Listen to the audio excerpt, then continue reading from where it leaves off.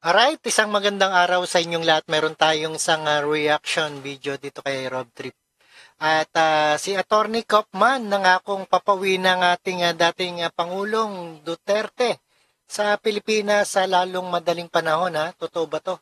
Pangako ni Attorney Nicolas Kaufman ang gagawin nito ang lahat upang mapauwi ng Pilipinas sa lalong madaling panahon si dating Pangulong Rodrigo Duterte.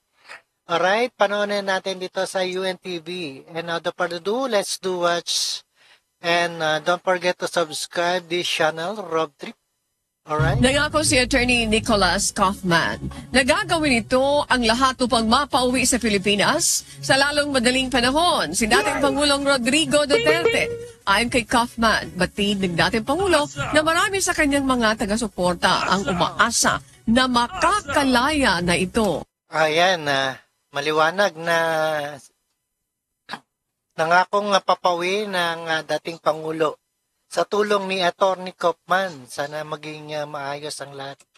Tiniyak rin ito na walang natatanggap na political pressure mula sa Philippine government o foreign entity ang legal team ni dating Pangulong Duterte para ikompromiso ang pagkamit nito ng patas na paglilitis. I don't know what done deal they're talking about. As far as I'm concerned, I'm going to do everything possible to get him back to the Philippines as soon as possible.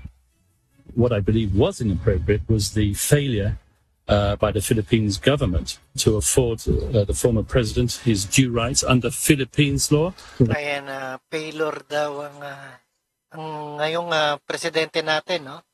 Dahil sa papunta sa The Hague, no? Under the Philippines Constitution. Alright, napanood natin, napakinggan ang reaction video ni Rob Trip.